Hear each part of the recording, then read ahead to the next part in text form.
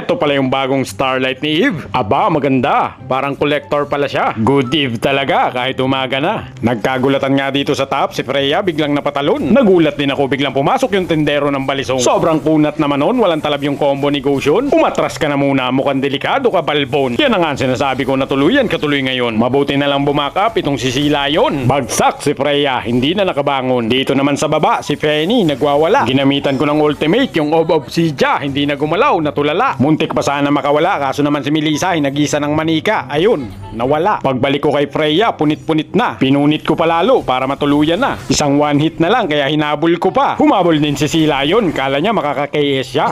Hindi na nga kami umalis dito, wala nang uwian. Ginawa ng tambayan yung base ng kalaban. Naglalaho yung kalaban pag may biglang sumugod. Bantay sarado yung base, parang mga barangay tanod. Naubos na nga yung mga kalaban dito, walang natira kahit isa. Pati tuloy yung mga minions nila, nag-surrender na. Victory, Evie!